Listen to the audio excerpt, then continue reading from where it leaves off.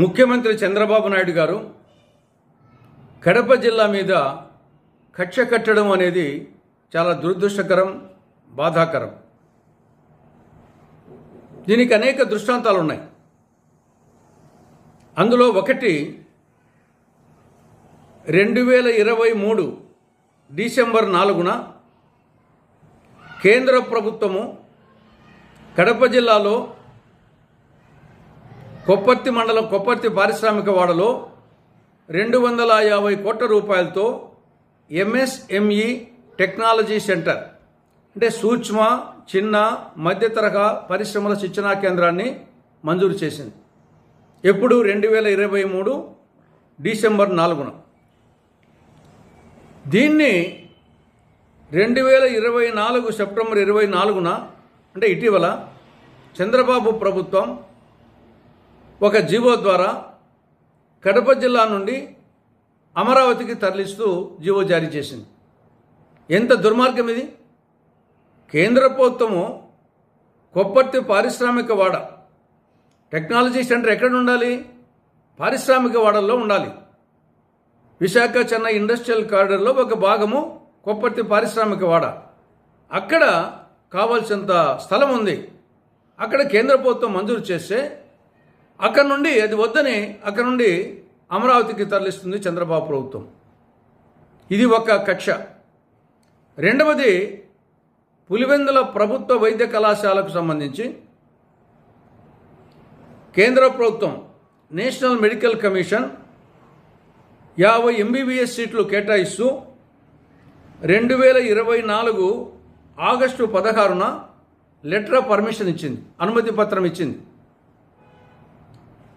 కానీ చంద్రబాబు ప్రభుత్వం 2024 సెప్టెంబర్ 10న కేంద్ర ప్రభుత్వానికి నేషనల్ మెడికల్ కమిషన్కు లేఖ రాసింది.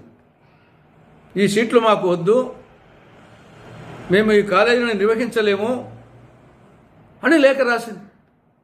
పర్యవసానంగా మరుసటి రోజు లెటర్ ఆఫ్ పర్మిషన్ కేంద్ర ప్రభుత్వం ఉపసంహరించుకునేది. అంటే 50 ఎంబీబీఎస్ సీట్లు పోయి రాలేదు. ఏ ప్రభుత్వమైనా రాష్ట్ర ప్రభుత్వము కేంద్ర ప్రభుత్వం ఇవ్వకుండా ఉంటే అడుగుతుంది, మాకు సీట్లు శాంక్షన్ చేయండి అని. అలాంటిది 50 ఎంబీబీఎస్ సీట్లు కేటాయిస్తే మాకు 100 ఇవ్వండి, 150 ఇవ్వండి అని అడగాల్సింది పోయి ఆ 50 కూడా మాకు వద్దని చెప్పేసి లేఖ రాయడం, ఇది మరీ దుర్మార్గం. ఇది రెండవది. ఇక మూడవది, కడప జిల్లాకు చంద్రబాబు మంత్రివర్గంలో ప్రాతినిధ్యమే లేదు. రాష్ట్రంలో 26 జిల్లాలు ఉన్నాయి.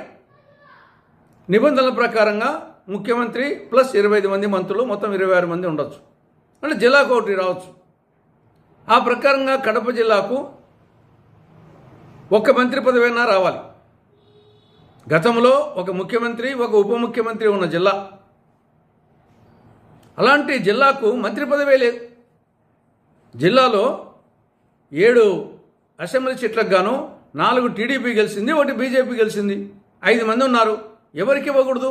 వీళ్ళేమైనా అసమర్థులా? ఒకవైపు సీనియర్ నాయకుడు 6 సార్లు ఎమ్మెల్యేగా అయినటువంటి పొద్దుటూరు ఎమ్మెల్యే వరదరాజులుడు ఉన్నాడు, ఆయనకి ఇవ్వకూడదా? లేదా బీసీకి ఇవ్వాలనుకుంటే మైదుకూరు ఎమ్మెల్యే సుధాకర్ యాదవ్ బీసీ, ఆయనకి ఇవ్వకూడదా?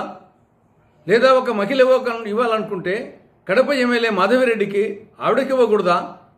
లేదా ఒక యువత అనుకుంటే కమలాపురం ఎమ్మెల్యే కృష్ణ చైతన్య రెడ్డికి, ఆయనకి ఇవ్వకూడదా?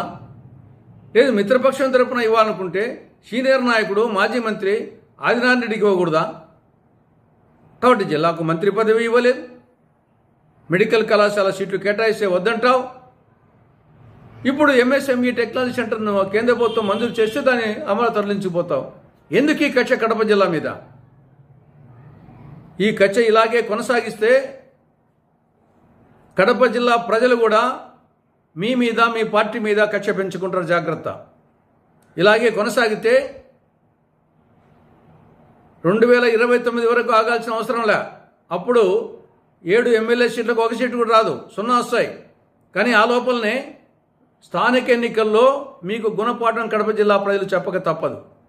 కాబట్టి ఇప్పటికైనా కక్ష మాని ఈ యొక్క కొప్పర్తి పారిశ్రామిక వాడకు కేంద్ర ప్రభుత్వం మంజూరు చేసినటువంటి ఆ ఎంఎస్ఎంఈ టెక్నాలజీ సెంటర్ను ఇక్కడనే ఉండేటట్టుగా నిర్ణయం తీసుకోవాలని కాంగ్రెస్ పార్టీ చంద్రబాబు ప్రభుత్వాన్ని డిమాండ్ చేస్తూ ఉంది.